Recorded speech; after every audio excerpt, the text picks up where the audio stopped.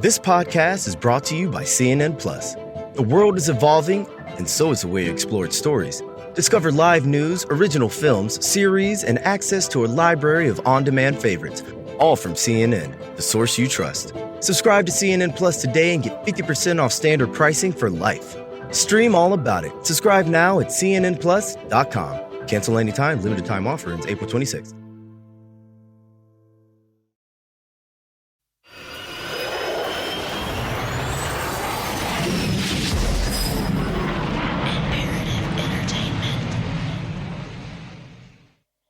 Okay, the light that's right in front of you. And do y'all see it? Shift colors. Can you see it? Kinda. It's like kind of gets reddish. Yeah, it's ready.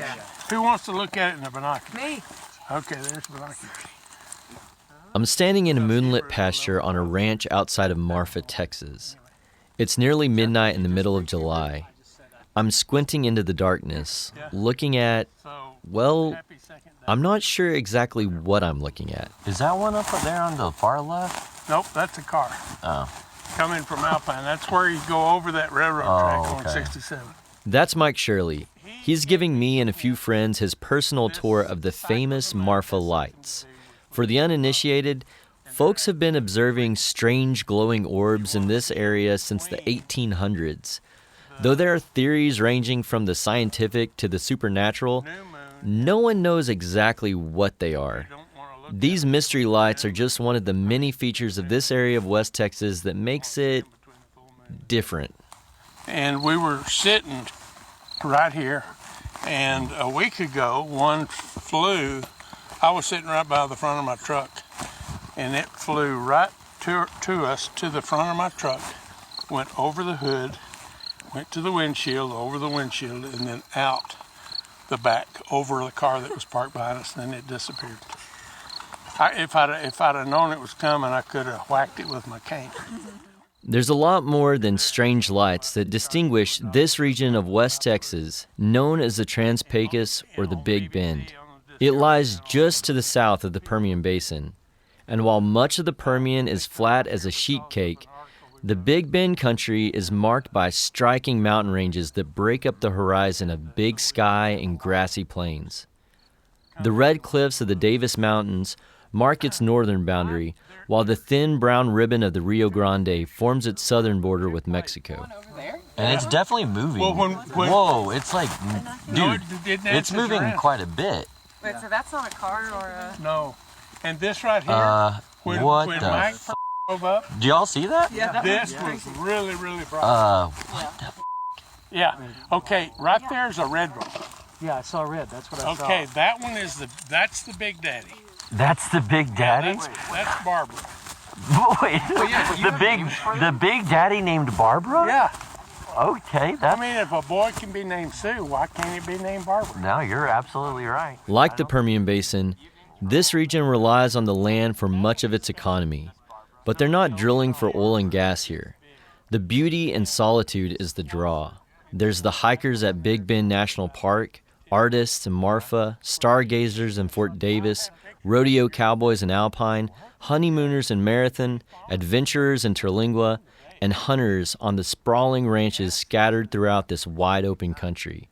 At night, there's nothing but velvety black sky overhead, and the occasional phantom orb. Here, there are no pump jacks, no flares, no wind turbines. At least, not yet.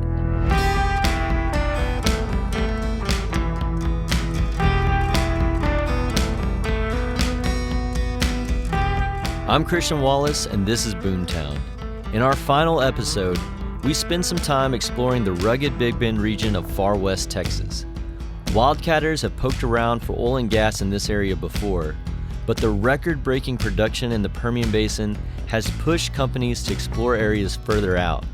And a big find near the Davis Mountains has brought the boom to the Big Bend's doorstep for the first time.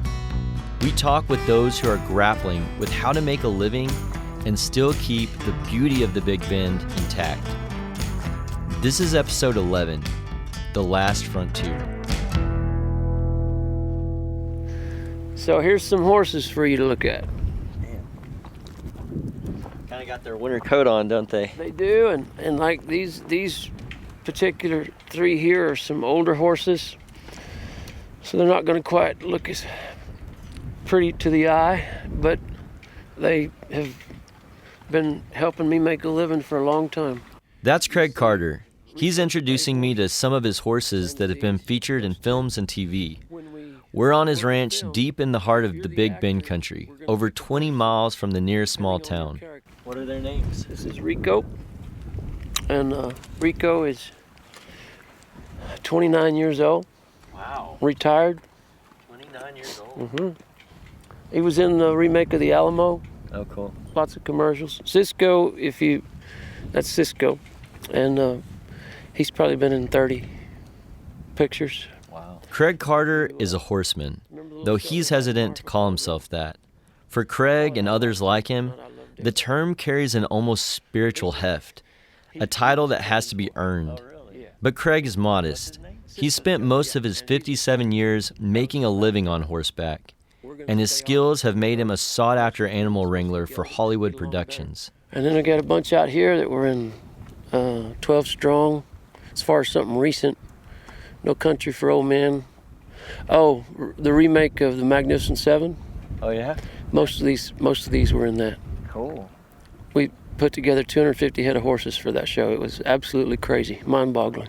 Last year, Craig spent 7 months away from his family working on movie sets in Virginia and elsewhere around the country. I've got some horses that were born in Mexico, and they're tough, not always real big, and not beautiful conformation.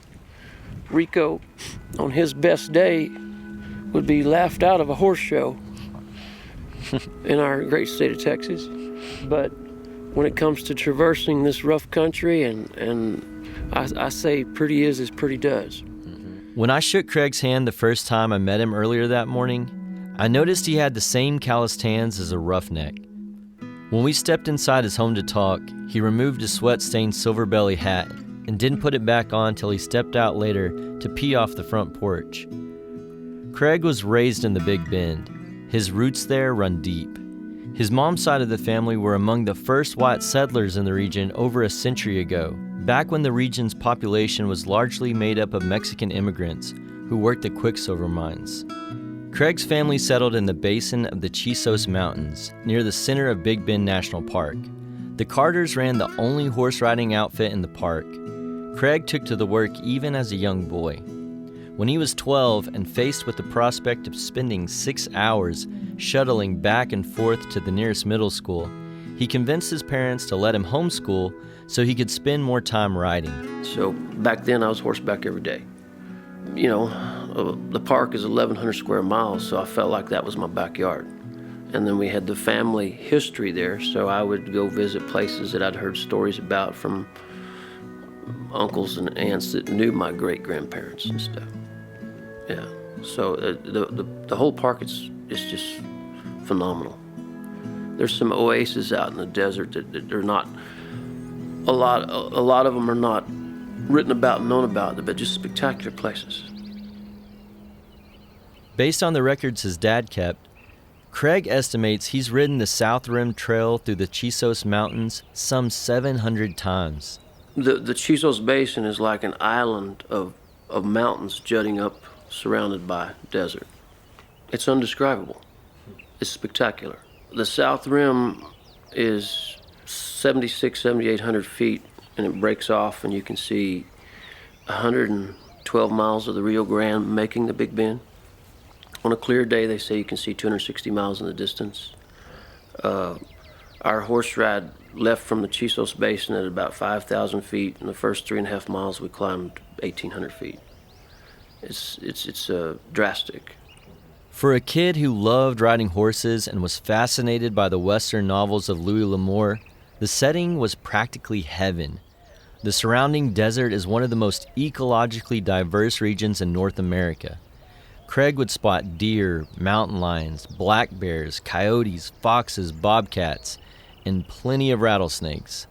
There were people too, though they were spread out and relatively few, about one person for every square mile. As a kid, growing up out here, I'd drive 60, 80 miles just to go find a party, you know. Yeah. What were the parties like, out of curiosity? I can remember 200 people being at the park entrance on the west side. Just cars all parked, got together, played a little jam session, and hanging out in the desert. Just sleep there that night? We'd all go home because we had to work. Oh. Yeah, yeah. Okay. Yeah. Bonfires at somebody's little casita. You know, not in the park. No open fires there, but Terlingua and Lajitas and, dancing in the dirt. While his mom gave him school lessons, Craig's dad taught him acoustic guitar. On weekends, Craig and his dad would drive over to the tourist hotspot of Lajitas, a tiny village on the banks of the Rio Grande. They'd start their gig at noon and play country music for 10 or 12 hours straight. Craig's love for music eventually grew as big as his passion for horses. He started dreaming about moving to Nashville to be a songwriter. But not even in his wildest daydream could he have imagined his big break would end up coming from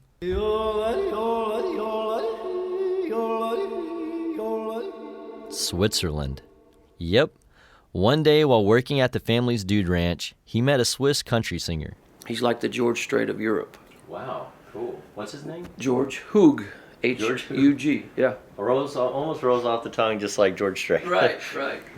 George had flown to Nashville to record an album, and afterward, he jumped in an RV and drove down to Big Bend. He came to ride horses at the park, and that's where he bumped into Craig. They quickly became friends. And he wrote me a letter a few months later, said, would you be interested in coming to play in Switzerland in August?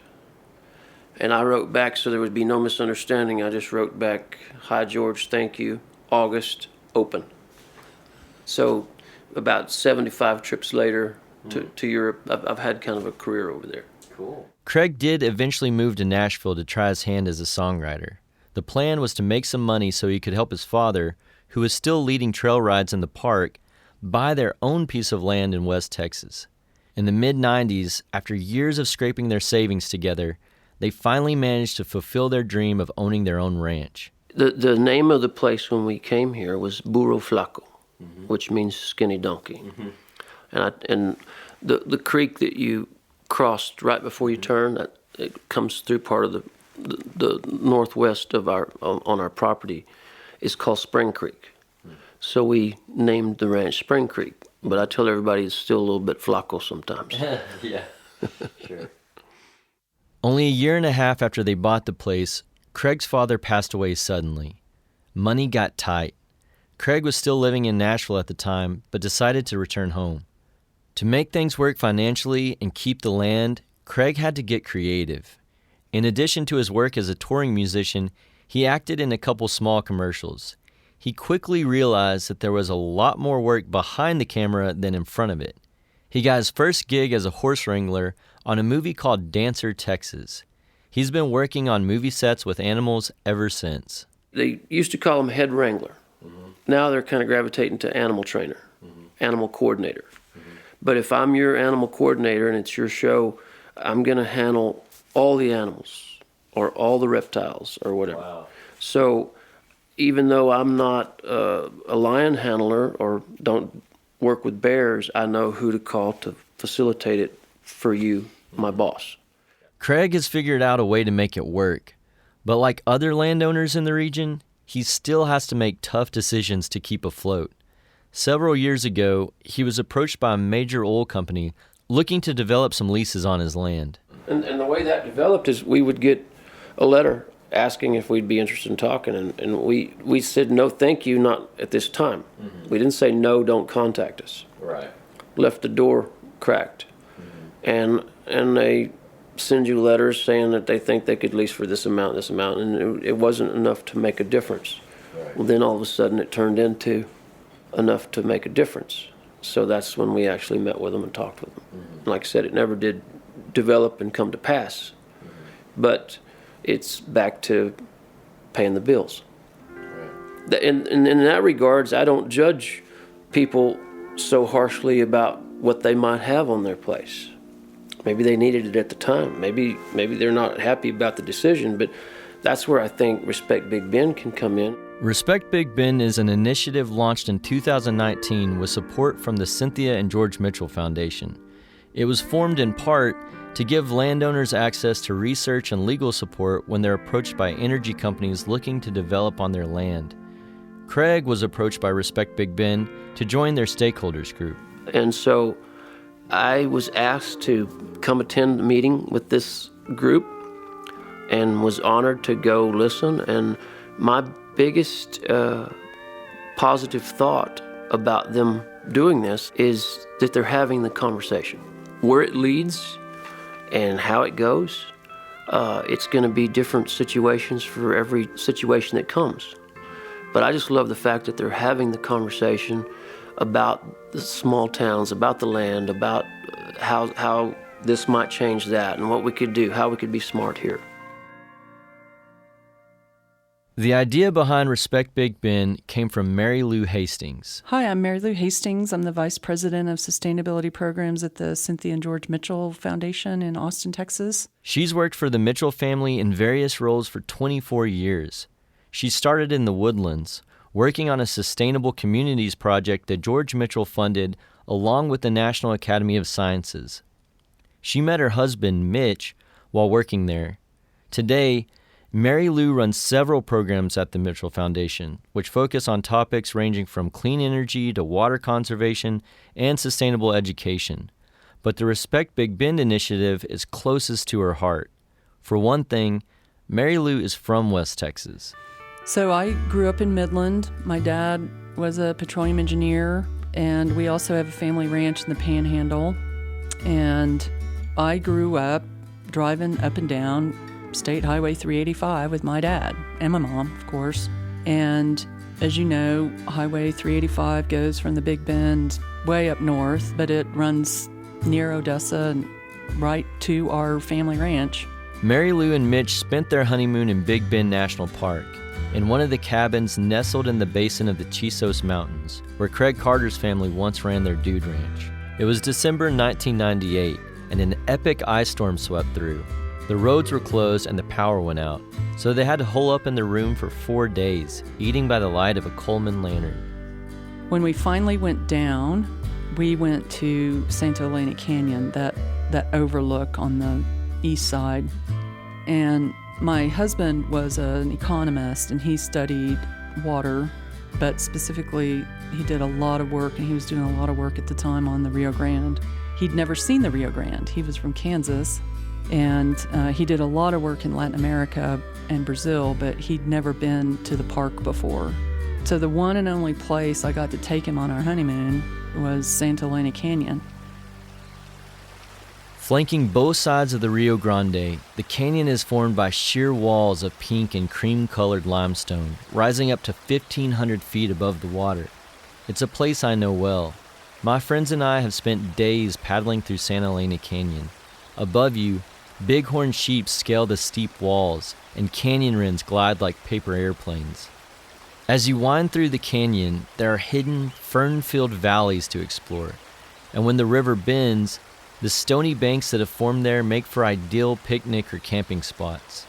It's a humbling experience, and one of the most beautiful places I've ever been. For Mary Lou, the canyon has become deeply significant. She and Mitch made regular trips to the national park and would often return to Santa Elena to admire the winding Rio Grande. 6 years after they honeymooned there, Mary Lou found out she was pregnant with their first child. But on the same day the couple got the best news of their life, they also received the worst. Mitch was diagnosed with colon cancer. Mary Lou gave birth to their daughter in June of 2005. Her husband died 3 weeks later. Before he passed, they settled on a name. They called their daughter Elena, after the canyon they had loved. It was around this time that the shale boom took off, in part thanks to the fracking innovations of her employer, George Mitchell. A decade later, the boom had expanded into places that had never been developed before, the southern periphery of the Permian Basin, right on the doorstep of the Big Bend country. And so my two worlds started colliding. So I became very interested in asking the question, to what extent will there be development out here? And if there is going to be development, what is it going to look like? And if it's going to look bad, what do we do? Because landowners and mineral owners have rights to develop their land and extract resources, but are they fully informed about the impact that will have, and what science can we provide them? What information can we provide them so that they're making the best possible decisions or arrangements that they can?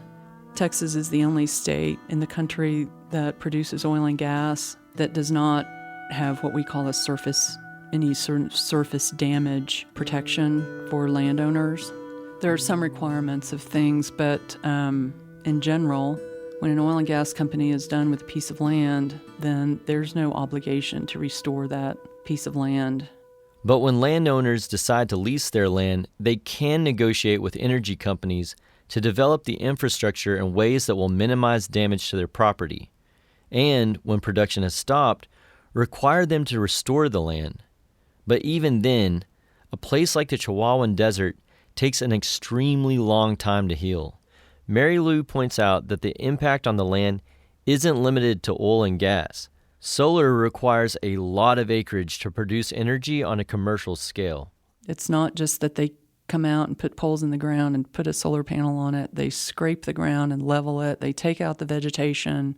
And then there are certain impacts from that. Chihuahuan Desert, or any desert ecosystem, is very slow to regrow, hundreds of years sometimes. Publicly, Respect Big Bend is not seeking any changes in policy. They're not even seeking any specific outcomes. Much of the energy developed in the region is still speculative.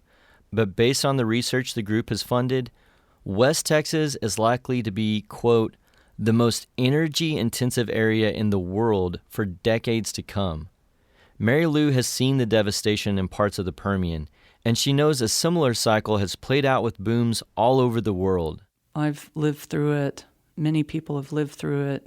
And it's the legacy of what oil and gas firms do when they move in. They're manic, they get depressed, and they move out. Leaving a devastated town behind is part of the worst of the legacy of the industry.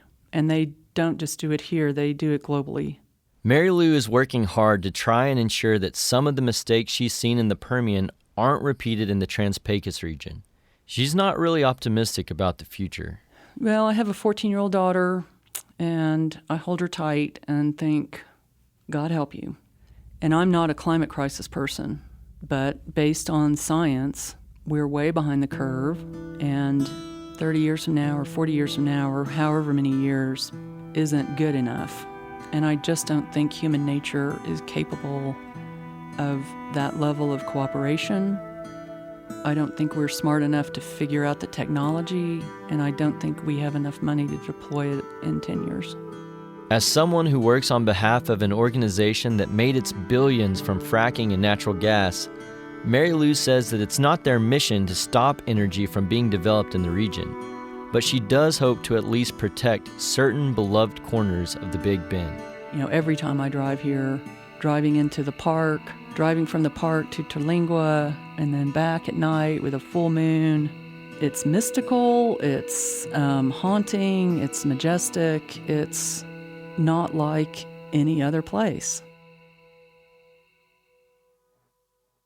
Great investors don't follow the crowd. They do their own research and build their portfolio strategically and for the long term. M1 Finance gives you all the tools you need to grow your wealth without charging management fees, so your money can work harder for you. Build a custom portfolio according to your goals, or get started quickly with one of their pre-built expert pies that help you invest according to the investing style, strategy, and risk tolerance that works best for you. Then schedule your deposits, turn on auto invest, and automate your everyday money moves, freeing up time for the other things you want to do in life. It's all the simplicity of a modern app combined with the power of a traditional broker. Visit m1finance.com/crime. That's M and the number 1 to see why Money, Investopedia, and Yahoo Finance are raving about M1. Investing involves risk, including the risk of loss. M1 Finance, LLC, member FINRA SIPC. Geico asks, How would you love a chance to save some money on insurance? Well, of course you would. After all, who doesn't love a great deal, right? And when it comes to great rates on insurance for all the things in your life, Geico can help. Like with insurance for your car, truck, motorcycle, boat, and RV. Even help with homeowners, condo, or renters coverage. You could save even more with a special discount when you bundle your coverages. Plus, the easy-to-use Geico mobile app available 24-hour roadside assistance and more. And choosing to switch to Geico becomes an easy choice. Switch today and see all the ways you can save with great rates and discounts. It's easy. Simply go to geico.com to get a rate quote or contact your local agent and get started seeing how much you could save. One recent Saturday morning, I woke up early to meet with Coyne Gibson. We met at Marfa Public Radio on the town's main street. If I had to judge the book by its cover, I'd have pegged Coyne as a farmer. He wore Wranglers and an insulated work jacket. His hair was clipped into a buzz cut and his face was ruddy from the sun. But Coyne is a scientist with a deep history in oil and gas. I was born in Midland, Texas, in the heart of the Permian Basin. And I've lived everywhere in Texas that has an Air Force base, is one way to look at things. My family comes from an oil and gas background over the last 4 generations. So it's been part of my life, forever. Coyne was also frank about the fact that he receives oil and gas royalties from his family's mineral rights, though he's hoping to divest soon. Today, Coyne is a member of a local group called the Big Bend Conservation Alliance. As a young man, Coyne went to work in the oil and gas industry like 3 generations of his family before him. But one day, in 1982, everything changed. He was working a gig in Wyoming at a sour gas processing facility. Sour gas is a natural gas that contains significant amounts of hydrogen sulfide, a poisonous gas that smells like rotten eggs. It can be deadly even in small doses. One day, Coyne was on his way to the facility when something struck him as odd. We were on a bus, and I was sitting next to the site safety manager, and it struck me as odd that there were cows where there shouldn't have been any cows. And about every 50 to 75 yards, there was a bamboo pole with a windsock on it. And so I asked the guy, I said, "What's this all about?" And he said, "Well, if you ever see a downed cow, look at the windsock and run upstream." And because he said those cows are going to be down from a sour gas leak. And so we use them like the canary in the coal mine. And it was some profound thing for me. And when we got to the site, I worked the day out, and at the end of the day, I said, I'm going home tomorrow, I'm done.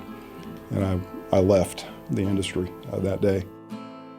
There was a small town nearby, and he was haunted by the thought that something might happen to the folks living there. I walked away from the industry itself, but I've stayed. This sounds strange, but I followed that project pretty much on a weekly basis over my entire life. Mm-hmm. To make sure that nothing was going wrong with that plant. Mm-hmm. The notion that could happen was just, almost unbearable. After leaving oil and gas, Coyne got a job in the semiconductor industry working as an engineer, and since then he's helped run a few different tech companies. About 8 years ago, he moved to the Fort Davis area in far west Texas. Today, he lives and works at a university research facility in the Davis Mountains, just north of Marfa. The Davis Mountains are probably best known for being the home of the McDonald Observatory, a world-renowned astronomy center with several powerful telescopes. The site was chosen for its spectacularly dark skies. So I live on top of a 6,700-foot tall mountain that's got a 360-degree view from horizon to horizon. So my horizon distance is 92.5 miles. When he used to look north toward the Permian Basin, he'd see nothing but natural dark sky. Today, I look out in that same direction over that same west to east horizon, and I see what looks like sunrise. So we all know that the sun doesn't rise in the north. Coyne first noticed new hints of light on the horizon in 2012. And no, this wasn't the famous Marfa lights.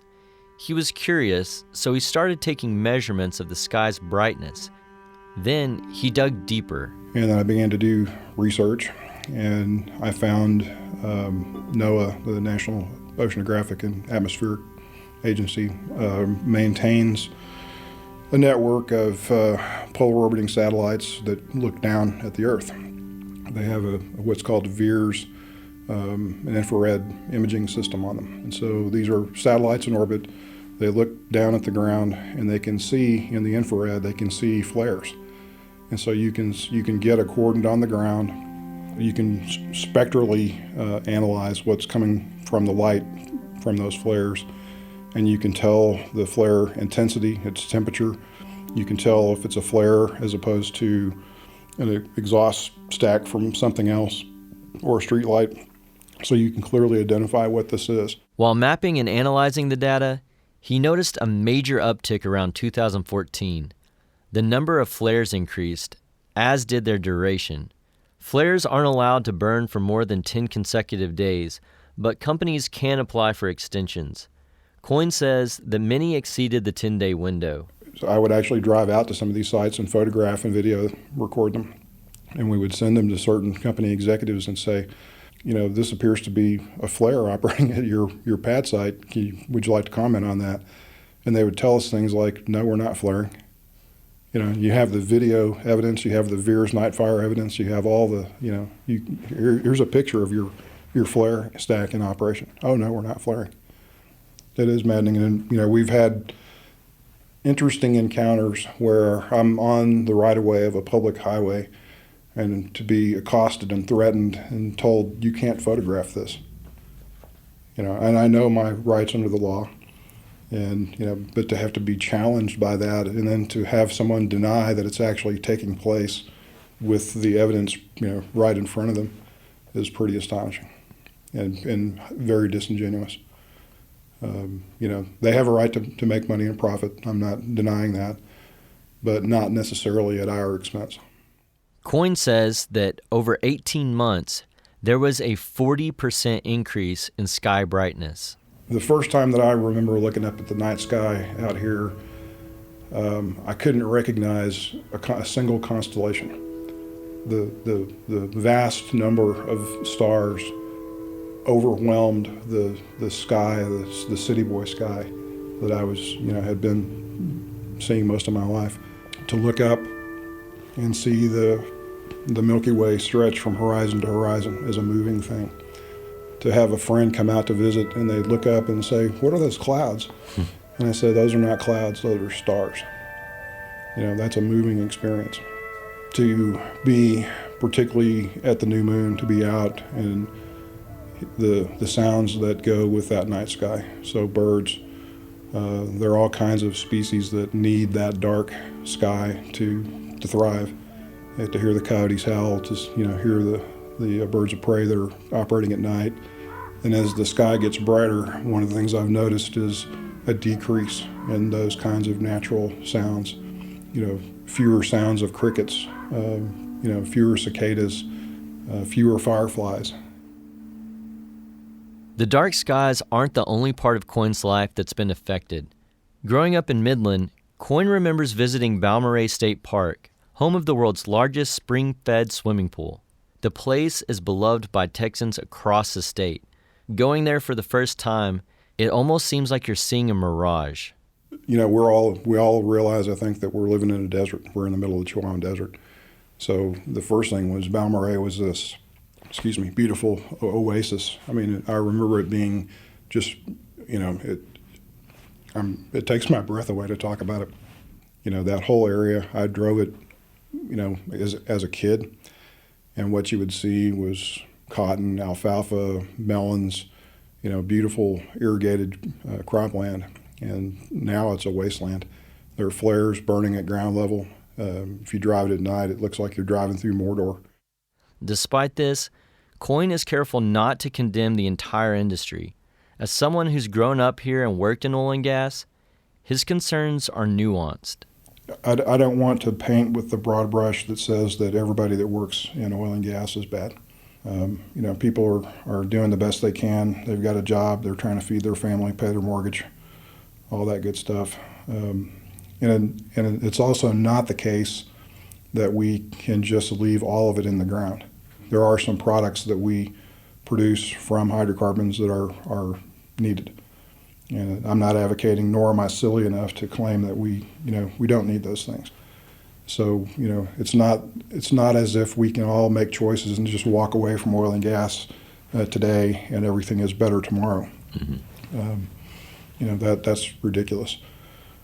But the way we're doing it now, without any regard for stewarding the resources, without any regard for the harm that we're doing to people and the environment, I disagree with that. While plenty of people have pointed out the environmental problems caused by the industry, Coyne argues that transitioning to renewable energy is essential to the economic stability of the region. The potential for wind and solar in the Permian Basin is huge. Though both solar and wind require far fewer workers than oil and gas, the jobs would be consistent in the long term, less prone to boom and bust. Right now, there's an ongoing debate about how long we'll continue using hydrocarbons and at what rate. There's probably a 25 to 50 year horizon for this kind of activity, and really that's it.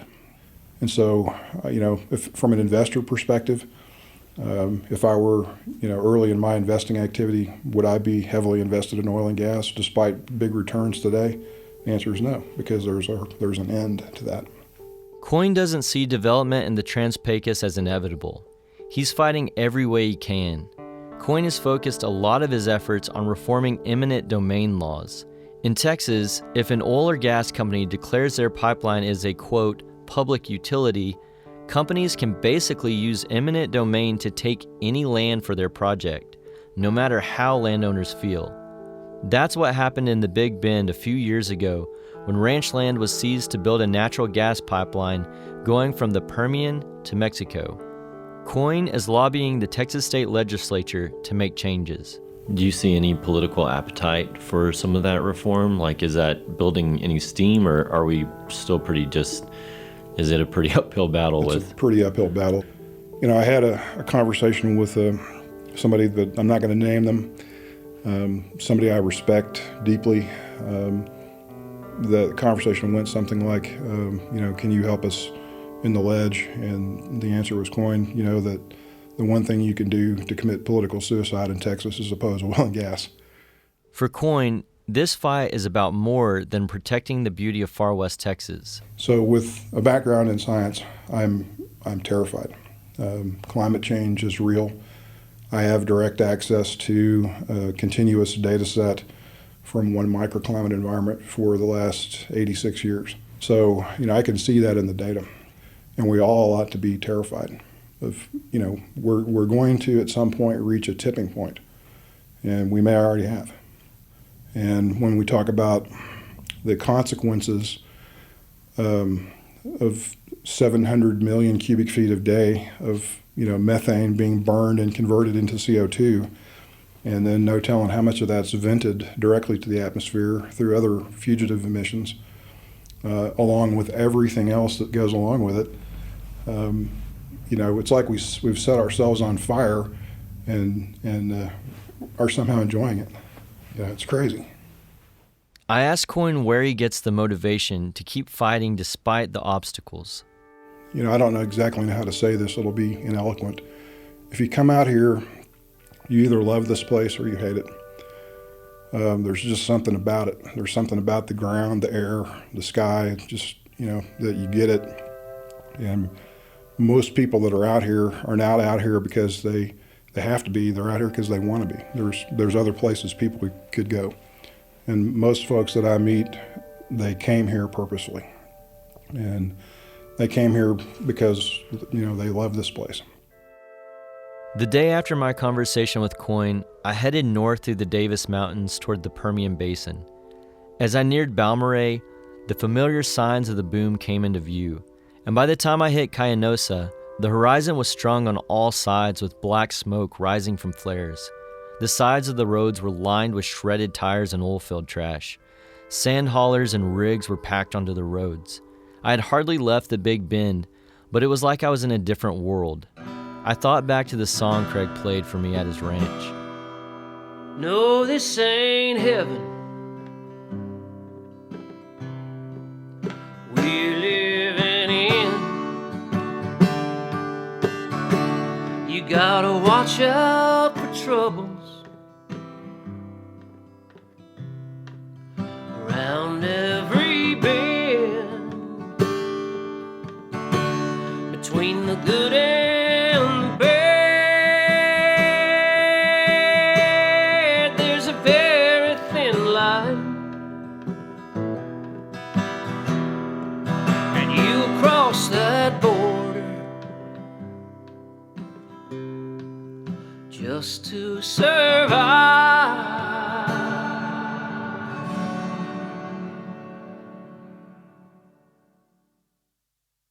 Back in the Permian Basin, I stopped in at a place I know pretty well. Dad, you're older, so you get to go first. I'm not older. I thought we were just going to have a conversation here. Well, we are, but I have to ask you a few questions to set it up. I'm sitting at the kitchen table with my mom and dad at their home in Andrews. My mom had made dinner, and we were just finishing up our chocolate meringue pie. I wanted to talk to them about their lives in the Permian Basin. My parents were born and raised here. The story goes that before they got together, they were both engaged to different people. My mom was at the Midland Mall looking for a wedding dress when she ran into my Uncle Skeet. Mom asked him about my dad, and they wound up meeting up. The rest is history. Well, and I always told my parents, I'm going to marry him. So, what's going on? I'm hearing a weird, boom, boom. It's my heartbeat. We're talking about our love affair. Oh my gosh. The Permian was in the midst of a terrible bust, so after getting married, they took off west to Phoenix, and later, California. They were chasing dreams and paychecks. They didn't want to return to their dusty hometown, but they eventually did because they thought it was the best thing for my brothers and I, and they've ended up spending their entire lives here. They talk a lot about the kind of work ethic you learn growing up in West Texas and the lifelong relationships you have with friends and family. At the same time, they didn't necessarily want us to stick around forever. So it's multifaceted, right? You wanted to move here to raise kids, but you also said that you're glad that we all left. Yeah. And so that seems kind of like a bittersweet scenario. Well, I just think with our kids, we realize that there's so much beyond West Texas.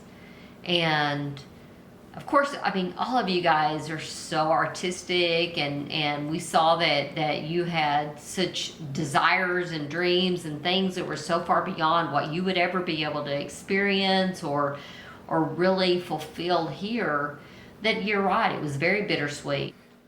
The Permian Basin is a place of stark contradictions. Despite growing up here, despite returning here after college to work in the oil patch, despite doing an 11-episode podcast here, I still struggle to fully wrap my mind around the place. The Permian made me who I am, but like Mom and Dad have said, I had to leave to become who I wanted to be. But I still carry West Texas with me. I care about what happens to this region, and I understand that changes in the industry not only affect the bigwigs in Houston, they affect my friends, my family. Well, I think you understand, because you've heard this from us before, is that, people talk about big oil, and they start talking about, oh, well, we're glad prices fell because big oil is suffering, but big oil is all of us. It's the small guys.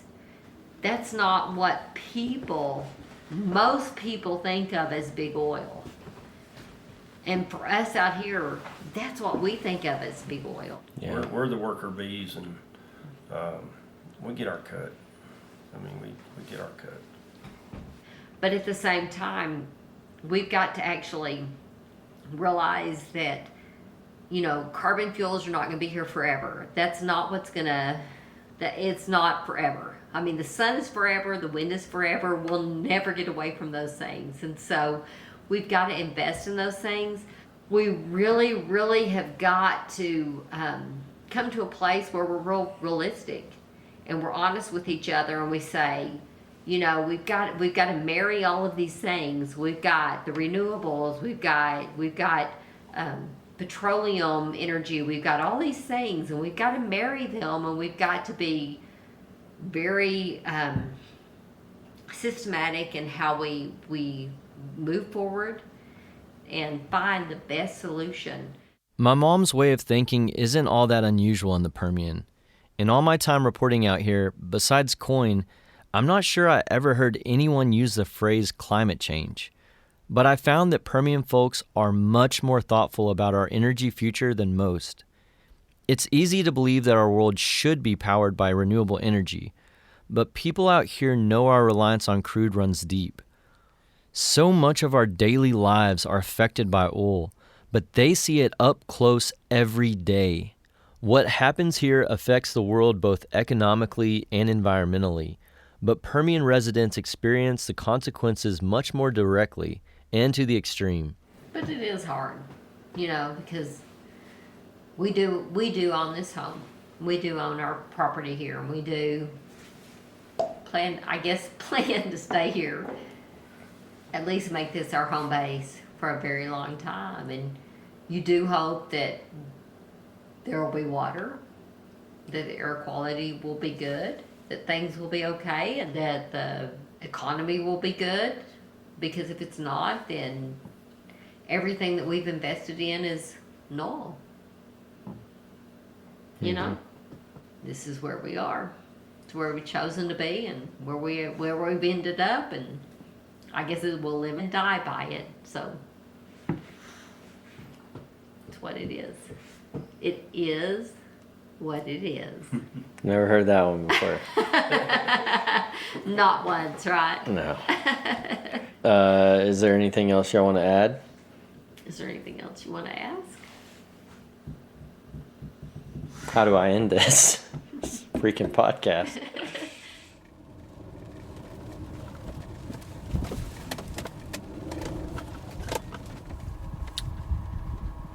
So I'm leaving the Permian Basin for the last time on this reporting trip. For my last time reporting Boomtown. And just south of McCamey, kind of on the southeastern edge of the Permian Basin. It's a place where the flatness gives rise to these plateaus of limestone and scrub brush, mesquite. This place that I'm at right now, I can count 1, 2, 3, 4, 5, 6, 7, 8, 9, 10, 11, 12.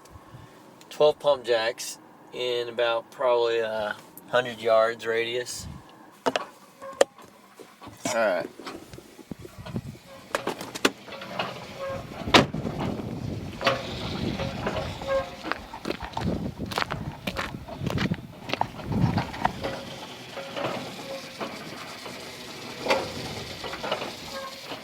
I'm in Upton County right now, not far from where the first oil well, the Santa Rita number 1, the first commercial oil well was drilled out here that started this whole thing.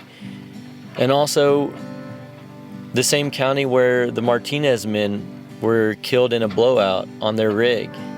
This place is so vitally important to the rest of the world, and yet so few people understand it or know it. You know, when I tell people where I'm from, a lot of times people say, "Oh, I'm sorry." And I know they're just joking or whatever, but at the same time, it's my home, and there's a lot to be proud of out here. And honestly, so much of the world would be different, for better and for worse, if this place did not exist, and if the people out here didn't work as hard and weren't as innovative as they have been.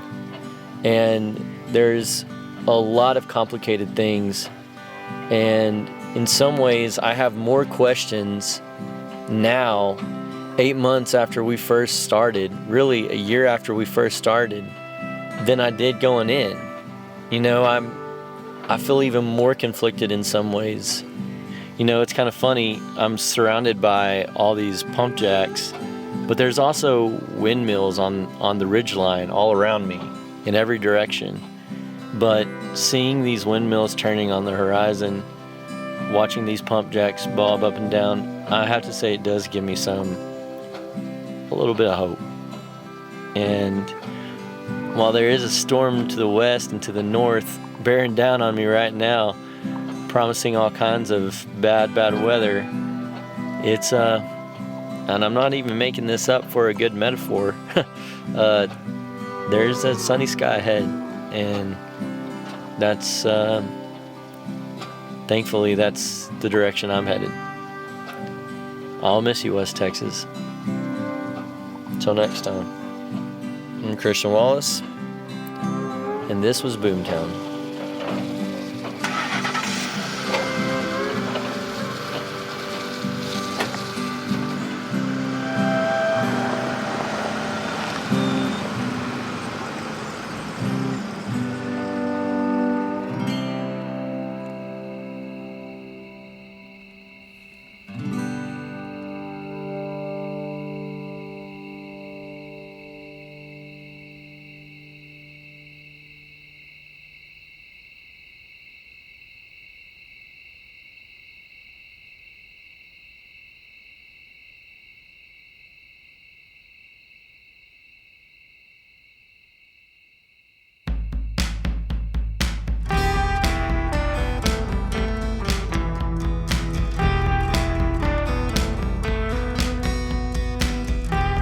Boomtown is a co-production of Imperative Entertainment and Texas Monthly. Executive producer is Jason Hope. Produced and engineered by Brian Sandifer, who also wrote the score. Boomtown is edited by J.K. Nickel and Megan Kreit. Co-reporter is Leif Riegstad. Our theme song is written and performed by Paik Rossi. Pedal Steel played throughout the series by Jeff Queen. Thank you to Emily Kimbrough and Nick Simonite for the amazing artwork and photographs. Thanks to our ace intern, Asa Canty.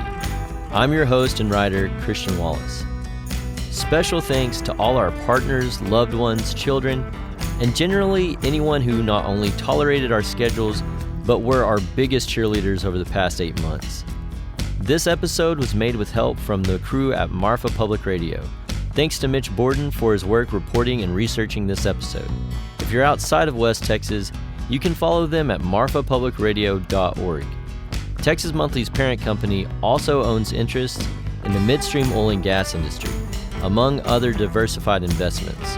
Our editorial judgments are made independently of any such investments. And finally, a special thanks to all of you who have tuned in, left a review, and told your friends about Boomtown. We hope you've enjoyed the journey.